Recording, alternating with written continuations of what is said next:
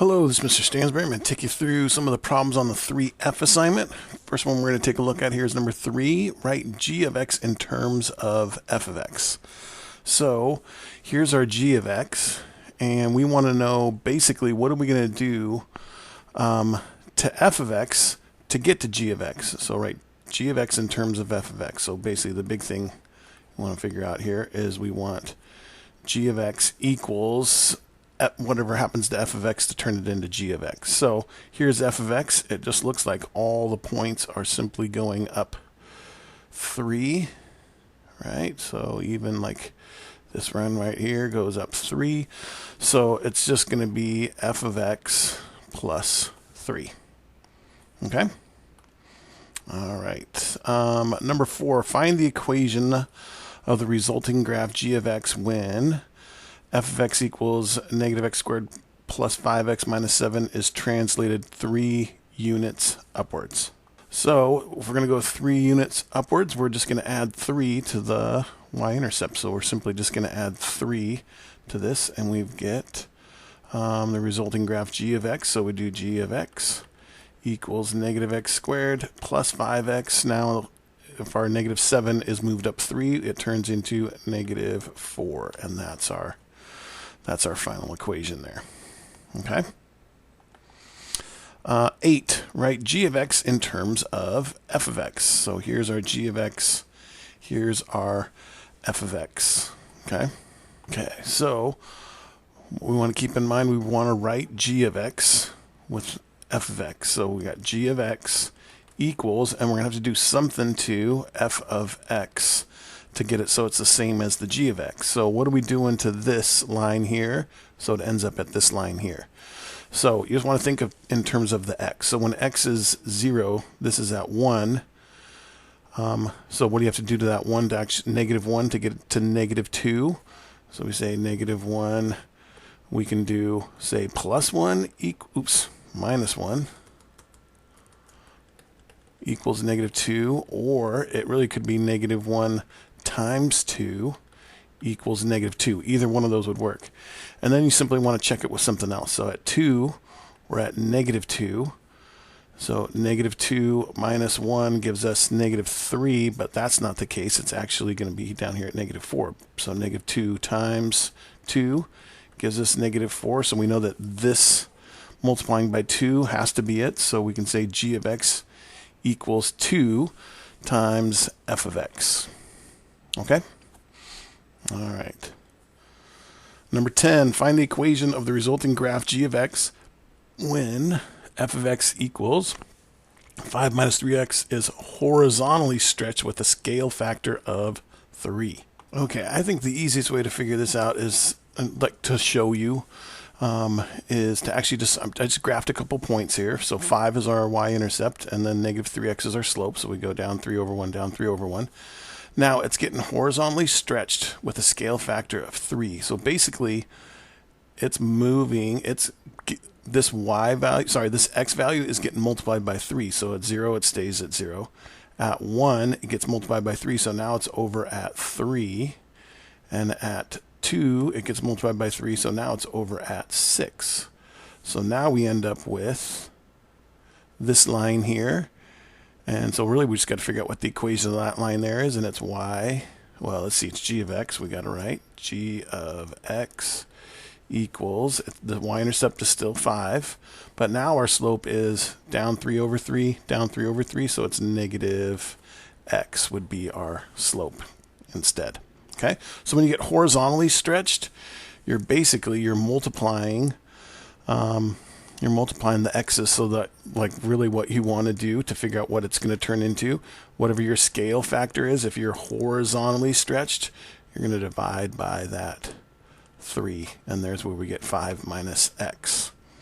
Okay, now if we are getting vertically dilated with a scale factor of 1/4, if we end up, we'll do a quick little, let's see, we can do a quick little graph here again. Okay, I was going to do a graph, but really, if the vertically is going to make this much nicer. So vertically dilated with a scale factor of 1/4. So that means all of these y values here are going to get multiplied by 1/4. Okay, so really what we're going to do is we're going to just do g of x then would be 1/4 of x cubed plus 8x squared minus 2, and we simply just distribute that 1/4 through, and we get g of x equals 1/4 x cubed plus 2x minus 1/2 would be the equation if it's vertically dilated.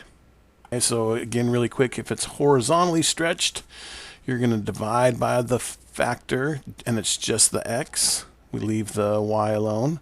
And then if it's vertically stretched or dilated, then you multiply the whole thing by the scale factor. Okay? Okay. Taking a look at 12. Copy the following graphs for y equals f of x, and then sketch the graph of y equals negative f of x on the same axis. So really, if you think about it, we got y equals negative f of x. Okay? So like this one right here, we're at 1. So if we're going to take the y value is now going to be the opposite. So instead of going up 1, the y value is now going to be down 1. Instead of it being up, say 2 here, it's now going to be down 2 here. So it's going to look something like that, but actually not quite so wonky there. You get the idea. So it should look something like that. So basically, this negative here means reflect over the x-axis. All right. Okay. Last one to take a look at, number 14 here. Find the equation of the resulting graph g of x when f of x equals 2 to the x is reflected in the y-axis. Okay, so I took the liberty of just sketching a quick graph of 2 to the x. So I just chose negative 1, 0, 1, and 2. So 2 to the negative first is 1 over 2 to the first, which is 1/2. Anything to the 0 power is 1. 2 to the first is 2. 2 squared is 4. So here's the graph. This is the y equals 2 to the x. Okay, so now it says it's reflected in the y-axis. So then we're going to simply just reflect this around the y-axis. So now this point is down here. That's still here. This is there. And then negative 2 is up at 4, so it's going to end up looking something like that, right? So then really what we want to do is we want to figure out what this equation would be. So we know that if x is negative 1, actually let's do this, negative 2. When it's negative 2, we now know it's at 4. Negative 1, we now know it's at 1.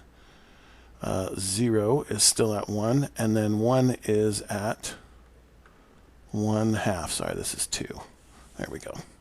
Okay. So if you look, we simply got these things. This negative 1 now is 1/2. Negative 1 to 2 is positive 1 to 2. So really all we are changing now is this x. So to get it back to what we want to is we want to take the opposite of x, because 2, if x is 2, it's 4. If x is positive 1, it's 2. And if x is negative 1, it's 1/2. So our new equation should simply be y equals 2 to the negative x. And really, like if you get some that are not super awful like this, it's probably not a bad idea just to graph it, because then you know that you'll get it right, and hopefully it will actually make more sense as well. Okay? All right, that's all we have for the 3F assignment. If you have any further questions, please feel free to ask. Thanks.